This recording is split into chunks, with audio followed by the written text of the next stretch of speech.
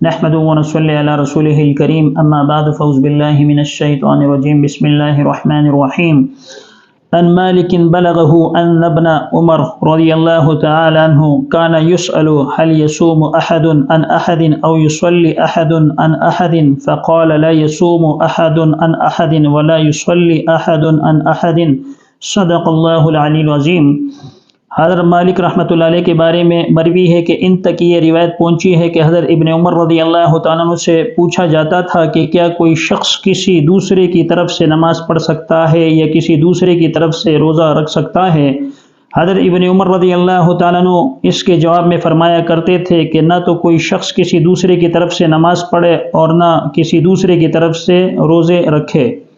موطا امام مالک میں اس حدیث کو نقل کیا گیا ہے جو حضرت امام مالک رحمۃ اللہ علیہ سے مروی ہے۔ وہ فرماتے ہیں کہ ابن عمر رضی اللہ تعالیٰ عنہ سے لوگ پوچھا کرتے تھے کیا کوئی شخص کسی کی طرف سے نماز پڑھ سکتا ہے یا کوئی شخص کسی دوسرے کی طرف سے وہ روزہ رکھ سکتا ہے؟ تو صورت مسئلہ یہ ہے کہ جتنے بھی فرض عبادات ہے وہ ایک شخص دوسرے کی طرف سے وہ ادا نہیں کر سکتا، یعنی جس طرح نماز ہے ایک شخص ایسا نہیں کر سکتا کہ دوسرے سے یہ کہہ ڈالے کہ یار میں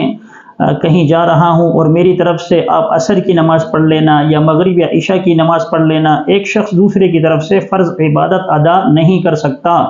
اسی طرح ایک شخص جو ہے وہ دوسرے کی طرف سے فرض روزہ نہیں رکھ سکتا۔ رسول اللہ صلی اللہ علیہ وسلم نے اس سے منع فرمایا ہے، صحابہ اکرام اس سے منع فرمایا کرتے تھے کہ ایک شخص ایسا ہے کہ رمضان المبارک کا روزہ ہے جو فرض روزہ کہلاتا ہے، وہ کسی شخص سے کہہ ڈالتا ہے کہ کل میں بیمار ہوں میری جگہ یہ روزہ رکھ لینا، یا کل میں کہیں جا رہا ہوں سفر پر لہٰذا میری طرف سے کل تم روزہ رکھ لینا، تو ایک شخص دوسرے کی طرف سے فرض عبادت ادا نہیں کر سکتا۔ البتہ جو نوافل ہیں جس طرح 2 رکعت نفل یا 4 رکعت نفل یا اسی طرح تہجد کے اندر اٹھنا اور اس کا ایصال ثواب وہ میت کی طرف بخش دینا، اس کے جواز پر احادیث مبنی ہے،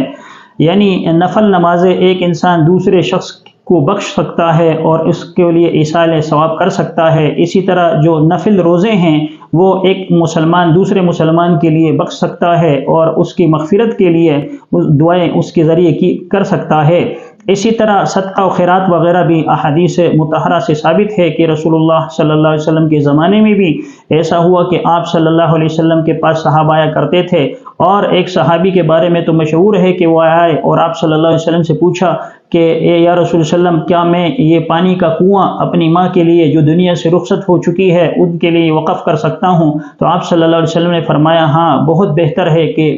پانی جو کنویں کا ہے اسے وہ وقف کر دیا جائے، یہ صدقہ جاریہ ہے۔ اسی طرح بہت ساری روایت مبنی ہے کہ جو نفلی چیزیں ہیں یا نفلی عبادات ہیں ان کو میت کے حق میں وہ کیا جا سکتا ہے اور ایصال ثواب ان کے لیے پہنچایا جا سکتا ہے، لیکن جو فرض عبادات ہیں وہ کسی دوسرے کے لیے نہیں کی جا سکتی۔ یعنی ایک شخص ایسا ہے جو نفلی حج ادا کر رہا ہے تو اس کی جگہ اگر وہ استطاعت نہیں رکھ سکتا تو اس کی جگہ کسی دوسرے کو بھیجا جا سکتا ہے۔ اسی طرح جو فرض عبادات ہیں چاہے وہ نماز ہے، چاہے روزہ ہو، چاہے حج ہو، یا اسی طرح اور کوئی ایسی عبادت جو انسان پر فرض ہو اس کی ادائیگی کوئی دوسرا شخص نہیں کر سکتا۔ اللہ تبارک و تعالی ہمیں ان مسائل کو سمجھنے کی توفیق عطا فرمائے۔ آمین۔ وآخر دعوانا ان الحمد للہ رب العالمین۔